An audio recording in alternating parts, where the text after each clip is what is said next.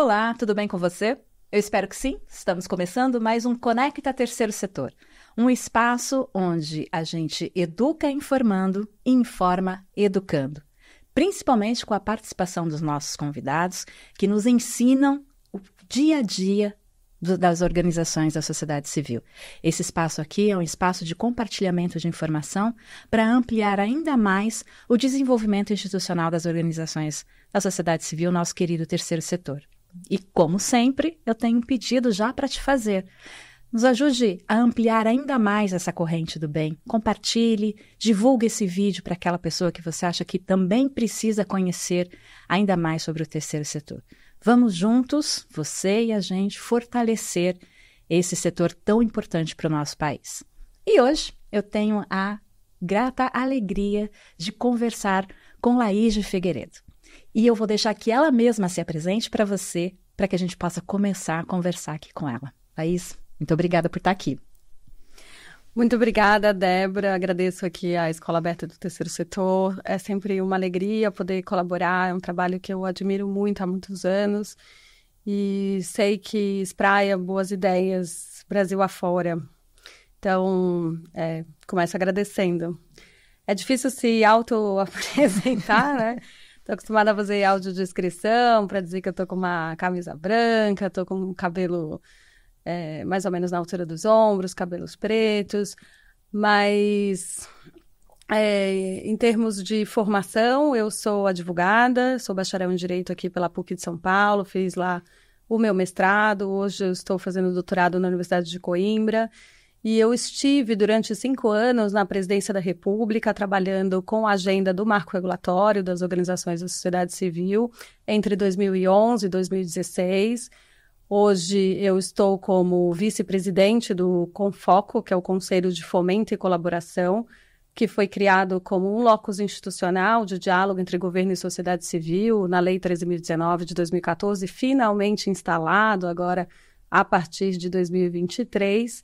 E também tenho a honra de presidir a Comissão de Direito do Terceiro Setor da OAB de São Paulo, que tem sido um trabalho que eu estou gostando muito de fazer.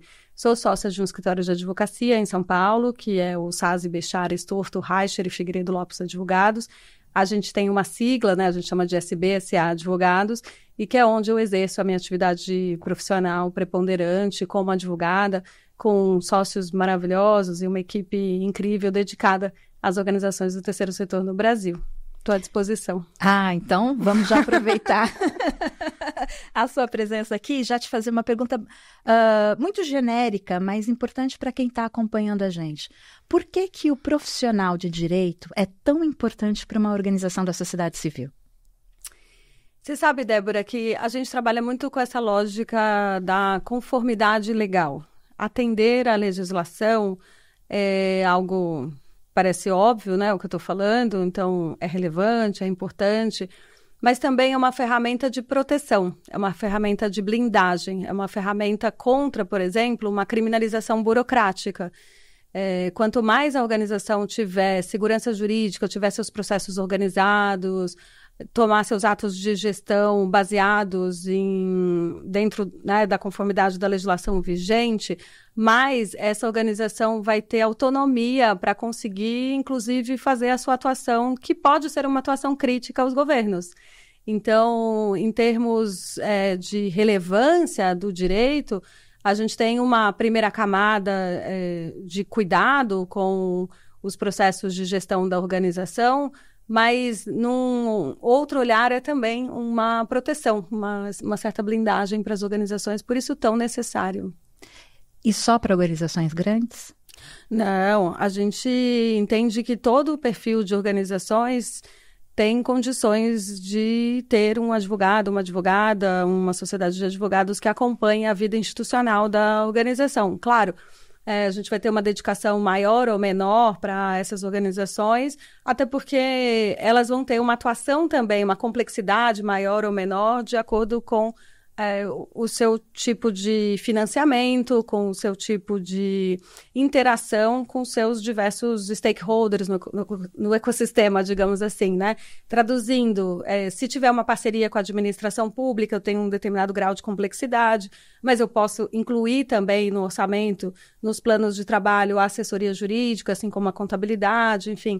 Hoje em dia, o marco regulatório das organizações de sociedade civil deixou isso muito claro, que é permitido autorizado os custos indiretos, então é uma questão de prever, né, e negociar com o órgão repassador de recursos. A gente tem também organizações que têm financiamento do investimento social privado, e o relacionamento com as empresas também exige um grau de institucionalidade. A gente trabalha muito no escritório para financiadores e para financiados. Então, a gente percebe que a grande preocupação dos financiadores também é fazer um legal check antes de fazer o financiamento em si. O que é isso? Eu vou fazer uma checagem da documentação da organização para saber se a representação legal está em dia, se as atas não estão vencidas, se o estatuto está adequado. E, enfim, checar certidões e etc., mas também checar reputacionalmente essa organização. Então, a gente precisa garantir que a organização esteja apta a recepcionar os financiamentos. E aí também tem todas as análises de contratos, a questão da tributação, como é que a gente faz com o imposto sobre doações. Pode ser uma organização que tenha uma grande operação de captação de recursos de pessoas físicas, de indivíduos. Então, a gente tem aí, enfim, com recursos internacionais, também é um outro grau de preocupação em relação aos financiamentos, né, aos contratos, às cláusulas anticorrupção. Então, cada tipo de perfil de financiamento pode gerar um tipo de perfil de análise jurídica diferente. E o ideal é que a gente tenha um financiamento diversificado, que as organizações não dependam de uma única fonte de recursos. Então, esse olhar multidisciplinar, digamos assim, do ponto de vista jurídico, é bastante importante para a vida institucional e a segurança jurídica das organizações.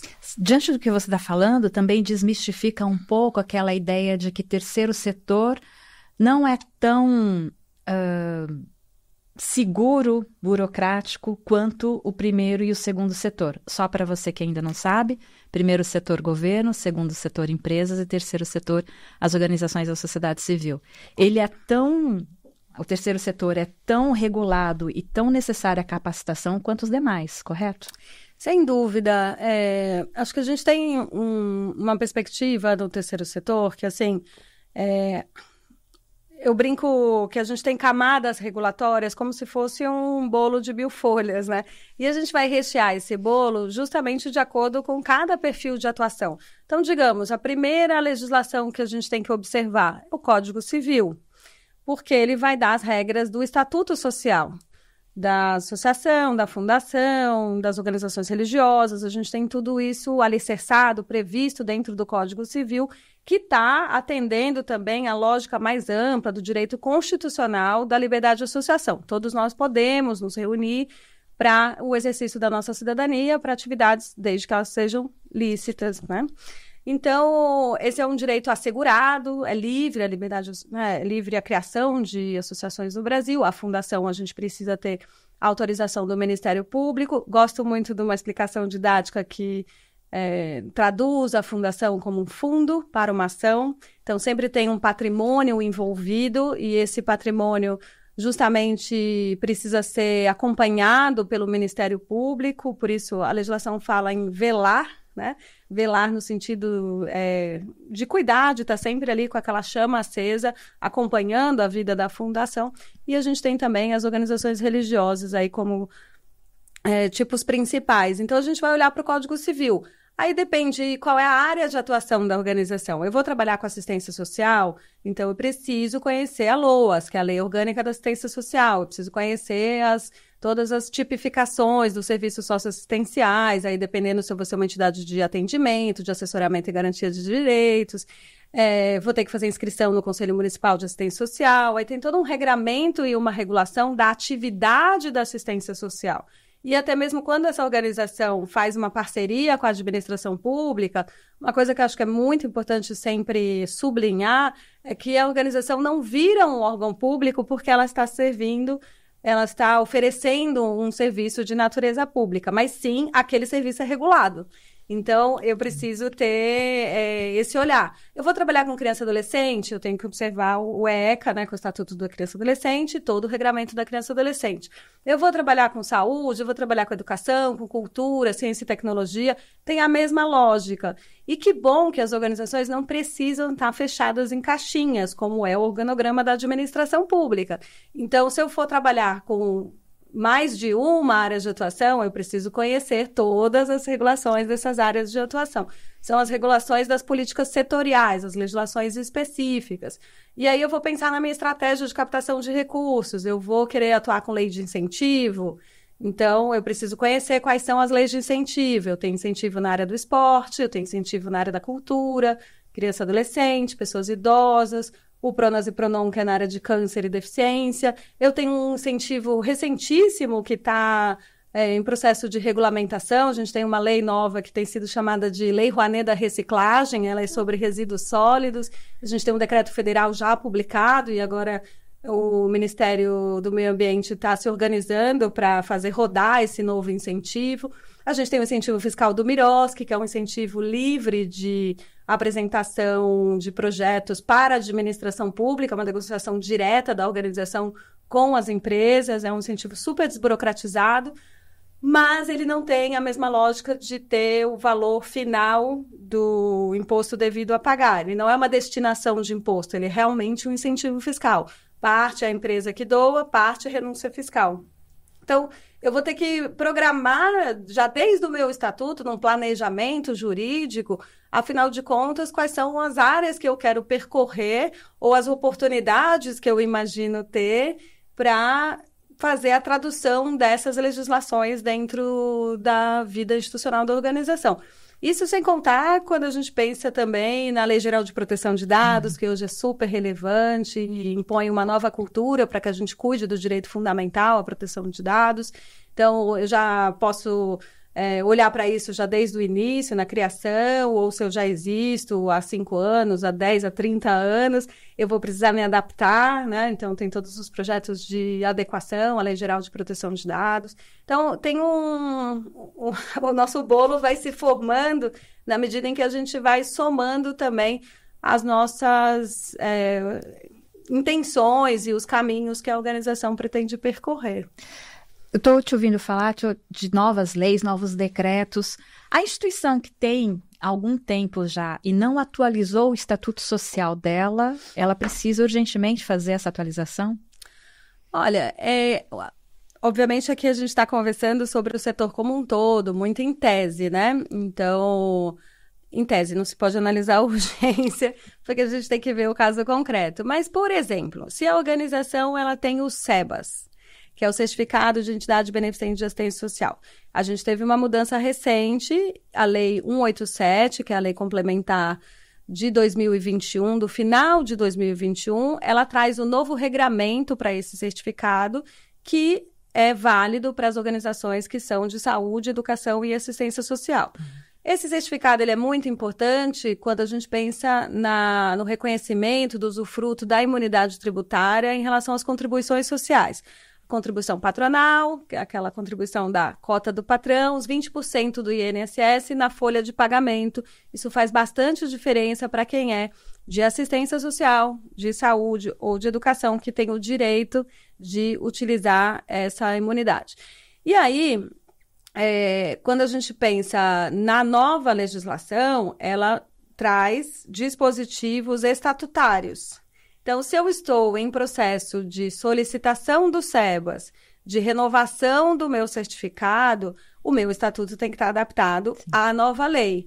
E aí eu posso estar citando a lei anterior, 12.101, e não a lei complementar 187 de 2021. Esse é um exemplo de uma adaptação. A lei 13.019 de 2014, que é o que a gente chama de Miroski, né, o marco regulatório das organizações de sociedade civil, trouxe também alguns dispositivos estatutários. A gente, na época, participei dessa construção, a gente lutava para que não precisasse fazer nenhuma alteração de estatuto, porque ela já tinha essa lógica de não precisar ter uma certificação Não é como título de OCIP, não é como título de OS, que você pede primeiro à administração pública o seu reconhecimento de um determinado status antes de fazer a parceria. Não, o MIROSC pressupõe que todas as organizações são organizações de sociedade civil e são potenciais parceiras do Estado, mas trazem 3 dispositivos para estarem previstos no Estatuto, quais sejam finalidade de relevância pública e social, escrituração contábil nos termos das normas brasileiras de contabilidade e, no caso de dissolução, que o patrimônio remanescente seja vertido para uma outra organização com as mesmas características da Lei 13.019 de 2014. É muito comum que as leis que disciplinam qualificações, tanto SEBAS quanto a Lei de OCIP, quanto a Lei de OS, solicitem essa destinação de patrimônio residual para uma outra organização semelhante, congênere, justamente porque se ela não vai ter continuidade, ela passa para uma outra que vai seguir adiante com aquele trabalho, na medida em que ela também adquiriu aquele patrimônio com aquela qualificação, com aquela condição. É isso que se pressupõe digamos, no espírito da lei, né? Então, essas cláusulas, elas podem ser cláusulas que você precisa adaptar. Mas, às vezes, pode ser alguma coisa também de uma burocracia desnecessária, porque a gente cria o próprio estatuto, a gente tem o direito de autorregulação. Então, eu amo criar estatuto, eu adoro esse trabalho de governança, porque, no fundo, é um processo de... Você cria a sua própria lei. Então, para cada organização, a gente pode ter uma lei diferente. Às vezes, a gente vai lá, copia o modelo do vizinho, e esse modelo pode não ser o mais adequado. Então, digamos, precisa publicar o edital num jornal de grande circulação. Não precisa. Então, isso é uma regra antiga que não está em nenhuma legislação, a gente não precisa manter. Mas na minha organização eu preciso. Bom, isso está escrito no seu estatuto, você pode mudar essa lei. E a gente, com a pandemia, teve um aprendizado importante. Ninguém pode desmerecer todas as questões difíceis que a gente passou na pandemia, mas aqui, nesse particular, em termos do aprendizado sobre o online, isso veio para ficar. Então, as assembleias virtuais hoje estão previstas na legislação. Quando teve a pandemia, os estatutos os mandatos começaram a vencer, ninguém sabia como acessar os cartórios. E essa legislação foi positivada. A gente, então, durante a pandemia, atuou para a gente ter uma redação clara em relação a isso. E hoje é autorizado, todos os cartórios aceitam, mas às vezes você tem que prever no estatuto a possibilidade da assembleia virtual. E os estatutos mais antigos, ou que não se atentaram para isso, não tem esse olhar. Às vezes, em questão, em relação à categoria de associados, é muito comum o estatuto mais antigo prever os associados honorários, os associados beneméritos. Hoje em dia, se você quer homenagear uma pessoa, você não precisa convidar ela para ser associado. Você pode fazer um prêmio, fazer uma homenagem, criar um evento, nominar algum programa seu. Quando você quando você traz para dentro interno, aí a depender de como está escrito no estatuto, ele pode até fazer parte de um quórum e você ter que acionar a pessoa para votação nas assembleias.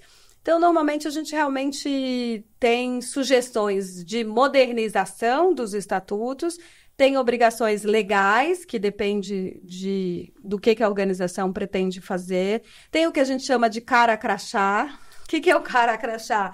Eu preciso prever no estatuto a redação que o servidor público precisa enxergar na hora de autorizar alguma coisa. Então, quanto mais você tiver no estatuto a letra da lei, daquela que o servidor vai precisar dar um check de que você está ok, melhor.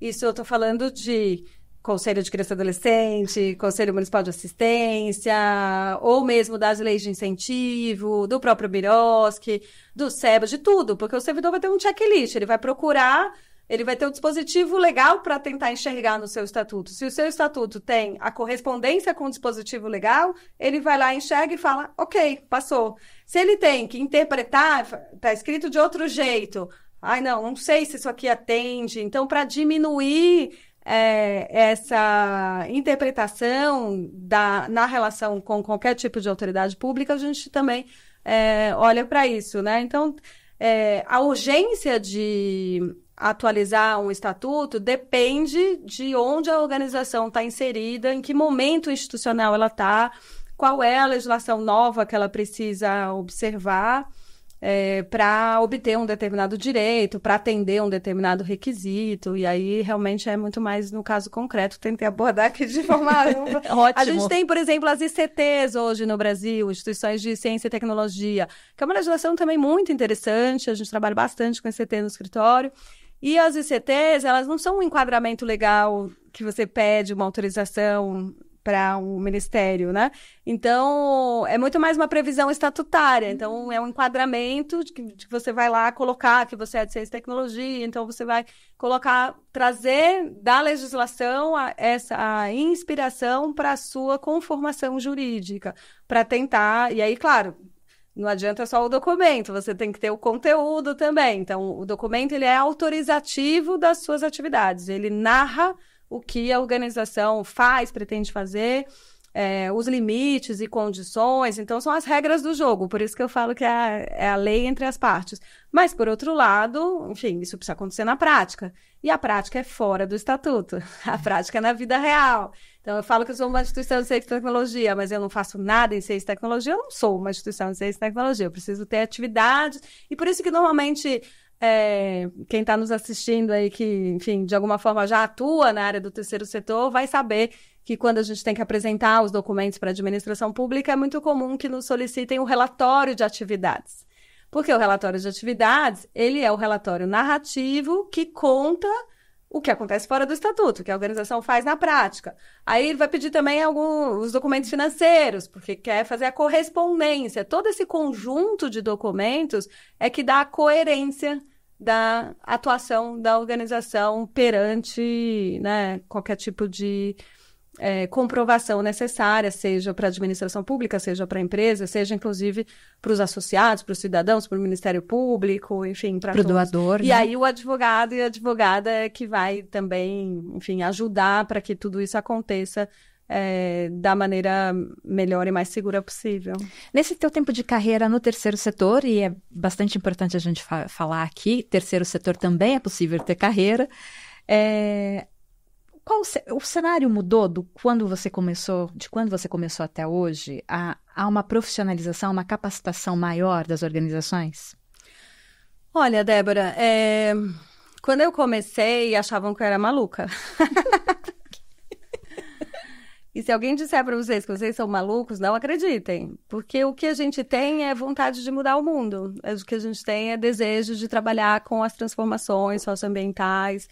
E eu, desde a época da faculdade, vocacionei a minha carreira para essa área, entendendo que eu queria gastar a minha energia profissional nesse setor. Eu queria trabalhar com o terceiro setor porque eu entendia que as organizações, fazendo o trabalho na ponta, trariam uma realização profissional muito maior do que eu ser advogada de banco ou ser advogada de alguma outra... Eu até posso advogar para os bancos quando eles querem fazer investimento social privado para as organizações ou numa área sobre patrimônio, sempre com esse olhar de recursos para o terceiro setor, mas não é o perfil que eu escolhi exercer E hoje tem uma coisa bastante interessante. A gente tem um avanço de legislações. É claro que quem acompanha muito de perto sabe que a gente já avançou muito, mas a gente ainda tem um residual do que a gente ainda quer lutar, do que a gente ainda quer melhorar. Mas em termos da carreira, da profissão, por exemplo, do advogado do terceiro setor, há hoje uma visibilidade muito maior do que a gente tinha há 20 anos atrás. Eu tenho 24 anos de profissão. A gente não tinha perguntado o tempo. E quando eu comecei, que me chamavam de maluca, não existia nada, era terra arrasada. A gente teve que construir os primeiros artigos, as doutrinas, as jurisprudências. Então, hoje a gente tem também, enfim, muitas pessoas conectadas que são as pioneiras desse processo, né? E quando a gente olha para trás, a gente vê que muita coisa avançou, mas que a gente tem hoje uma nominação desse lugar de atuação. Na Comissão de Direito do Terceiro Setor da OAB de São Paulo, existiam 15 a 20 membros durante 18 anos. É uma comissão bastante antiga, que fez muita coisa bacana, muita coisa legal, mas ela era uma comissão fechada. E na nossa gestão aqui da Patrícia Vanzolini, uma das coisas que a gente fez, junto com o vice-presidente Léo Sica, foi ampliar. Isso não foi só a Comissão de Terceiro Setor, foi uma diretriz geral da OAB de São Paulo nessa gestão. Então, a gente abriu, hoje tem permanentemente no site da OAB de São Paulo, na página da Comissão de Direito do Terceiro Setor, um link de advogados e advogadas que queiram participar da comissão. Uma vez por mês, eu aprovo todos eles, e aí tramita uma portaria, publica, a pessoa entra na comissão. Hoje a gente tem 365 membros. Advogados e advogadas do país inteiro, estudantes de direito, bacharel, procurador. Tem que ser do direito, porque a gente está juntando esse time, a gente está juntando esse conhecimento, a gente está fazendo essa troca para fortalecer externamente as organizações. Então, é muito interessante esse processo de ver como as pessoas começam a se reconhecer nesse lugar. Então, legal, eu já advogava para uma associação, mas eu não sabia que eu era advogado de terceiro setor, que tinha esse direito do terceiro setor, que tem todas essas discussões, essas novidades. Então, tá bem bonito esse processo de reunião de profissionais. A gente espera, enfim, estamos sempre abertos a essa ampliação. Nesse sentido, a gente fez já 2 grandes congressos que chama Direito do Terceiro Setor Law Summit, focado justamente nas diferentes áreas do direito, trazendo as discussões mais atuais sobre direito do terceiro setor. Vou dar um spoiler aqui, a gente está fazendo uma parceria da OAB de São Paulo com a Escola Aberta do Terceiro Setor, justamente para recortar e divulgar as palestras e os conteúdos desse seminário, que foi incrível. Tinha mais de 65 palestrantes no último, que foi realizado em junho de 2024, que foi o segundo. Eu brinco que o próximo vai ser sempre melhor do que o anterior, seja comigo ou até com os sucessores, né? Mas a gente vê, então, um reconhecimento desse espaço, né? E aí culminou com uma coisa que eu gostaria de contar aqui, que é bem bonita, que existe no direito, os escritórios de advocacia, eles têm um ecossistema específico onde há rankings jurídicos, que são, enfim, empresas que já há muitos anos pesquisam o mercado jurídico e fazem a ordem de classificação dos diversos escritórios a partir dos diversos segmentos. Então, a gente tem isso para energia, para óleo, direito tributário, civil, né? Não existia direito do terceiro setor. Pela primeira vez, agora, em 2024, o ranking Chambers and Partners, que é um ranking britânico, que faz a pesquisa de mercado, recebe a submissão da candidatura. Então, abre um prazo para a gente se candidatar, aí analisa os cases apresentados, as referências apresentadas, entrevista o concorrente, porque o mercado tem que te reconhecer também. Quem são os seus pares, né? Se você diz que você é incrível, mas ninguém te conhece. Então, foi um processo bem interessante e saiu o resultado agora. O resultado foi publicado dia 27 de junho de 2024 e foram ranqueados os escritórios de advocacia e advogados. Então, do Brasil inteiro. Então, foi muito legal. Dos 9 advogados ranqueados, 8 fazem parte da Comissão de Direito do Terceiro Setor da OAB de São Paulo. Eu fiquei muito orgulhosa, né? Quer dizer que a gente está junto, que a gente está crescendo e que isso inspira os caminhos dos jovens, porque a gente quer mais que mais pessoas se dediquem e ajudem a construir esses conteúdos a partir dos desafios de caso concreto. Então, tem todo um trabalho nosso de valorização da profissão, da advocacia, e que tem sido bastante interessante. Tenho que contar que o escritório ficou em primeiro lugar também, né? E eu tô nesse pódio também como Parabéns. uma das advogadas número 1 do Brasil. Então, assim, eu comemoro primeiro a existência do ranking, mas também o reconhecimento dessa estrada, e para mim foi bastante importante. Eu espero que venha outros rankings, que mais pessoas se candidatem e que a gente tenha cada vez mais opções, né, de estilos, de profissionais que possam se debruçar sobre essa temática, né? É bonito de ver a evolução. Então, quando eu penso nesses 20 anos, a gente mudou muito de regulação e a gente também mudou no meu lugar de fala, do direito do terceiro setor, a gente também mudou aí essa mobilização, essa valorização da profissão. Você disse que na comissão da OAB de São Paulo existem inscrições de advogados do Brasil todo. Então, não é só restrito ao estado de São Paulo. Exato. A gente, claro, nossa atuação prioritária é na jurisdição do estado de São Paulo.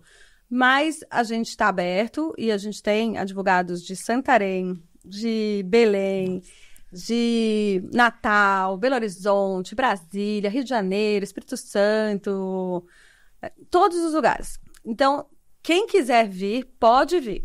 Se soma, se junta, porque a gente se conecta em rede, porque a gente troca informação, porque a gente discute os casos, a gente, que você acha disso? Tem tal perspectiva, aí é tanta gente boa, aí um vai opinando e isso muda a visão do outro. Então, a gente está produzindo informação muito qualificada. Isso é muito legal de ver. E os membros que são de fora, que não estão inscritos na OAB de São Paulo, podem vir e eles entram como membros correspondentes. Então, pode se inscrever formalmente, não importa se você é de fora. Ah, mas eu sou do terceiro setor, mas eu não sou advogado. Aí não pode. Por quê? Porque tem essa opção mesmo de... A gente quer aqui mobilizar os advogados e as advogadas que vão ajudar os não advogados e não advogadas. E então pode estudante de direito, pode baixar... Ah, eu não tirei meu OAB. Pode vir, não tem problema não. Ah, eu sou procurador do município... Então, assim, servidor público, mas eu fiz direito. Pode vir todo mundo. Todo mundo bem-vindo. Mas a gente quer fazer essa troca dessa linguagem, inclusive para poder fazer a tradução. Para a gente poder conversar em linguagem simples, porque também ninguém aguenta mais o juridiquês. A gente tem todo esse movimento. Tem até uma ISO que saiu no ano passado. Tem uma Sônia Aline Souza que trabalha bastante com esse tema de linguagem simples. Então, a gente está bem atento a isso. Mas... não tinha esse espaço, né? E a gente precisa de um lugar para reunir. A gente tem feito também conversas com os outros presidentes de comissão dos outros estados. Existe a Comissão Nacional. E, enfim, essa rede tem mobilizado. Mas, por mais que eu esteja muito celebrando onde a gente está hoje, eu confesso que a gente ainda está bem longe do que deveria ser. Não temos disciplina do direito do terceiro setor nas faculdades de direito. A gente ainda não tem muitos projetos de pesquisa na área.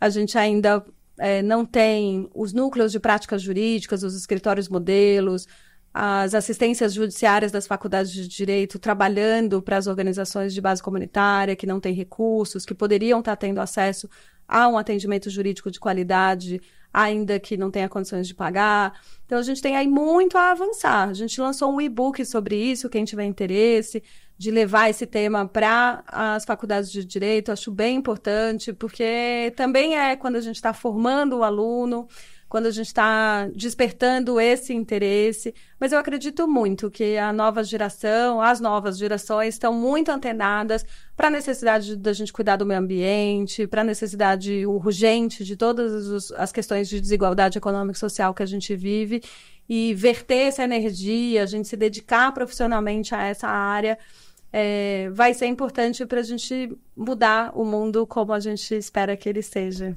Mudado e alterado, com um passinho de cada vez. Exatamente. Vamos falar um pouquinho da prática do trabalho que vocês realizam nas organizações. Qual o papel fundamental de um advogado na questão de gestão e governança, na questão da transparência do dia a dia das organizações? Olha, em relação à transparência, começando de trás para frente... A gente tem algumas legislações que obrigam um determinado grau de transparência no site, por exemplo.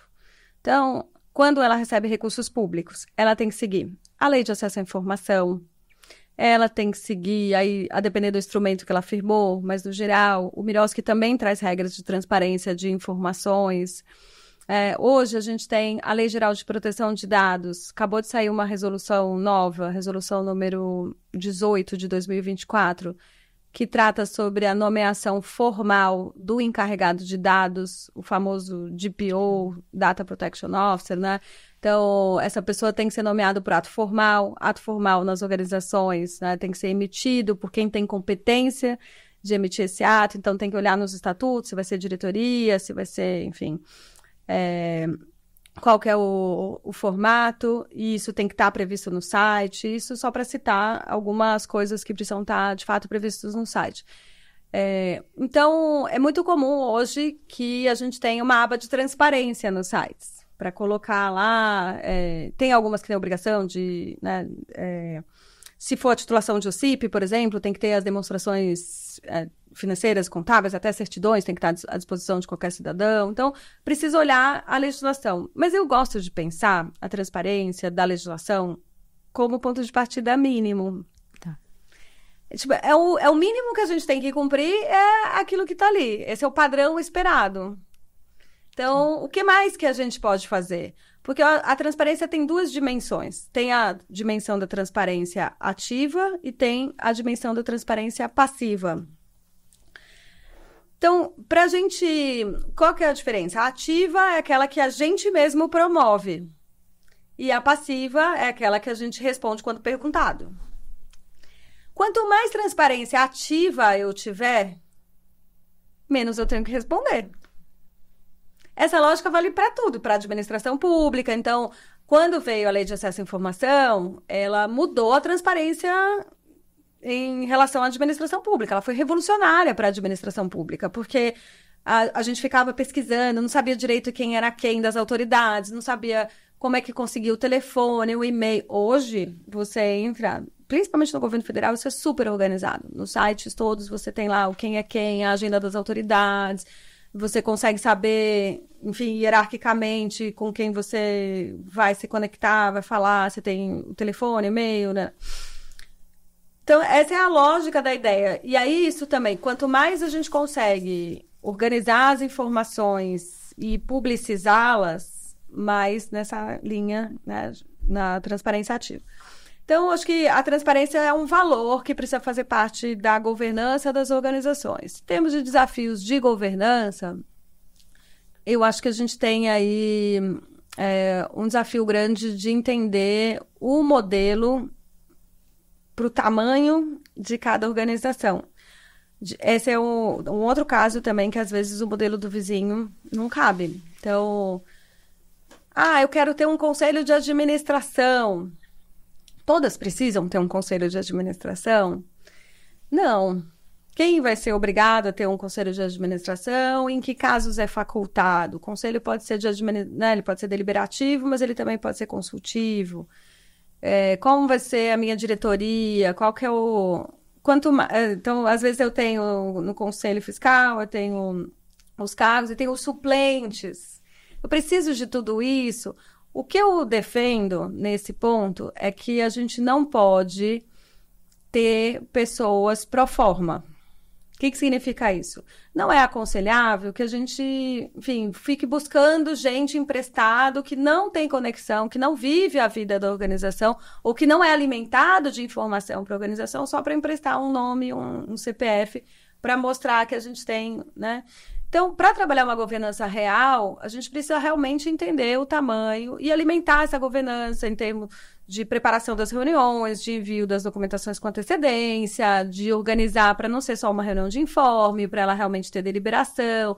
A gente tem trabalhado muito nessa perspectiva de olhar para se é necessário ter um regimento interno ou não, quais são os comitês que esse conselho pode trabalhar, que pautas são prioritárias, como é que esse conselho ajuda sem entrar na operação, considerando que ele está muito mais numa localização de apoio à gestão e não necessariamente na visão executiva. E como é que eu faço esse conselho se engajar e realmente funcionar? Então, não adianta ter os órgãos previstos e as pessoas preenchidas. A gente precisa alimentar esse processo de check and balance, né? De um poder colaborar com o outro. O Conselho Fiscal, ele é um órgão fiscalizador, mas se a gente não senta com ele, não apresenta as contas e não produz para dar a possibilidade dele produzir o parecer, e a gente só tem o Conselho Fiscal, mas nunca tem uma reunião do Conselho Fiscal, às vezes é melhor não ter.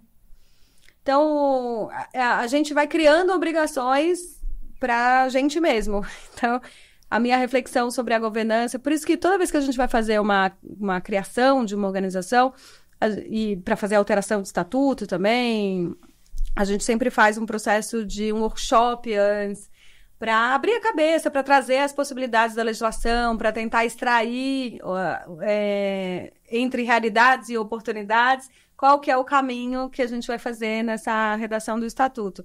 E para a governança, a gente faz muito um processo muito parecido com também os programas de compliance, que é, antes de mais nada, tentar ter um diagnóstico. Fazer entrevistas, conversar, escutar as pessoas para conseguir sistematizar qual é o grau de maturidade institucional que aquela organização está para conseguir dar os próximos passos. Porque os documentos, eles não podem ser dissociados da realidade. Os documentos, eles têm que estar muito conectados para fazer sentido, para ser útil, né? Então, no caso do compliance, tem tudo a ver com gestão e governança, porque a gente está falando do que a gente começou conversando, né, sobre conformidade legal. A gente está falando de atender a legislação anticorrupção, mas a gente está falando também de atender a todo o ecossistema de legislação das organizações para conseguir fazer com que aquelas práticas, com que aquelas regras, com que aquelas diretrizes sejam incorporadas, sejam introjetadas e sejam compreendidas, respeitadas e não sejam regras simplesmente vistas como algo para atrapalhar, sejam regras vistas como uma questão de segurança. Exemplo, a gente sugere, na maioria das vezes, que as pessoas façam reunião com qualquer tipo de servidor público, autoridade pública, e no mínimo 2 pessoas, né? Por vários motivos, seja para ter testemunha, seja para, né, evitar qualquer tipo de fala indevida que você falaria no particular, mas não falaria com mais de uma pessoa. A gente sugere registro, enfim, tem aí uma série de regras que algumas são macro da legislação, outras já são interpretação, experiência, prática daquilo que mitiga riscos. Então, no fundo, a gente está falando de como estar nesse lugar que também tem um alto grau de sensibilidade política. As organizações são apartidárias, elas estão trabalhando com as pautas que elas defendem, mas que normalmente, quando a gente está falando, né, de meio ambiente, de cultura, saúde, educação, enfim, a gente está falando de pautas que são mais progressistas no mundo polarizado. Então, a gente precisa deixar muito claro ali qual é o alicerce da legislação que dá a correspondência da legitimidade daquele trabalho, do porquê que a gente está defendendo determinada situação, né? Então, ter um respaldo técnico para navegar nesse mundo do terceiro setor acaba sendo bom. E isso, eu estou falando sempre do ponto de vista do direito, que é um pouco aqui da provocação, né, e o lugar onde eu represento, mas isso serve para todas as pessoas, inclusive para os gestores, para as lideranças, né, enfim. Eu gosto, inclusive, de pensar aí uma outra coisa, não só no sistema nacional, mas inclusive no sistema internacional de direitos humanos, né, a gente conseguir fundamentar a nossa prática dos ODS, fundamentar a nossa prática nas convenções internacionais de pessoa com deficiência, de criança, da equidade racial. A gente está conectado com um alicerce que é pactuado pelo mundo inteiro, né? A gente está falando de 192 países que se reúnem para construir consensos e que são consensos historicamente muito caros. Então, eu entendo que esses são caminhos seguros da gente percorrer, né? Mas, de fato, quanto mais organizada estiver a organização, mas ela vai conseguir, enfim, de alguma forma lidar aí com os desafios, crescer e atingir o seu propósito. A gente fica muito falando também dessa atividade meio, mas entendendo que ela é uma casa segura contra a tempestade para conseguir a organização, fazer o seu atendimento, fazer a sua articulação, seu advocacy, né? Mas eu gosto de pensar o direito também como fundamento dos projetos. Por isso, estou sempre conectando. Tem um direito da pessoa jurídica sem fins lucrativos, né? O direito do terceiro setor está mais focado com esse olhar mais transversal para as estruturas de gestão, governança, compliance, proteção de dados, trabalhista, tributário, todo o olhar do que a gente precisa ter para, enfim, a organização funcionar, seja ela com o tipo de financiamento e com o perfil societário que for, mas, por outro lado, a gente também pode pensar o direito como fundamento da atuação nessa linha de conexão com os direitos humanos, com os tratados internacionais, com os pactos, né? Enfim, as questões das mudanças climáticas. Então, tem muito lugar de busca de fonte, né? Para a gente fazer conexões. A gente vai usar isso para os nossos documentos, né? Estatutários, para os nossos documentos narrativos, mas isso também pode ser inspiração para atuação na prática mesmo, né? Laís, todo esse trabalho do terceiro setor também é mantido por doações. Brasil é um país solidário. A cultura de doação, ela está intrínseca no nosso povo? Eu acho que o Brasil é um país bastante solidário, mas a gente ainda tem muita coisa para fazer. Existe um movimento por uma cultura de doações que tem feito um trabalho muito incrível de fomentar conteúdos, conhecimentos e olhar também para a regulação, para a legislação. A gente conquistou no ano passado, fruto de muito trabalho com diversas organizações da sociedade civil, incluindo também a própria OAB de São Paulo, a não incidência do imposto sobre doações na reforma tributária. Isso foi muito importante. A Emenda Constitucional 132 de 2023, então, traz uma hipótese nova de não incidência do ITCMD para nenhuma doação que seja feita para as organizações e nem para as doações que são recebidas pelas organizações.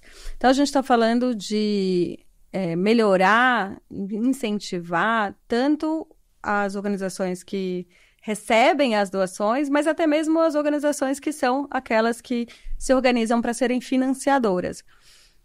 Tudo vai depender de como vai ficar a regulamentação da reforma tributária. Um grupo de organizações se reuniu numa coalizão importante, agora que chama Aliança pelo Fortalecimento da Sociedade Civil, justamente para trabalhar diuturnamente sobre o tema da reforma tributária. A gente teve uma incidência forte na Câmara dos Deputados, vamos ver também como vai ficar no Senado. Não sei exatamente quando você está assistindo esse vídeo, se já saiu a regulamentação ou não, mas vamos celebrar a conquista maior. Em tese, não temos mais imposto de doações para as organizações da sociedade civil, continua tendo entre pessoas, mas para as organizações, em tese, acabou. Mas a gente precisa atuar na regulamentação e ficar bastante sentinela em como isso vai ser em cada estado, ele é um imposto de competência estadual, então é algo para a gente celebrar. Na comissão, a gente fez um e-book que eu convido todos a conhecer, a gente sempre atualiza, que é sobre cultura de doação na advocacia, inclusive porque os advogados que trabalham nos departamentos jurídicos de empresas podem ajudar também a apoiar essa lógica de buscar quanto do orçamento pode ser vertido por incentivo fiscal. A gente fala ali também das legislações sobre doação de sangue, doação de alimentos, enfim.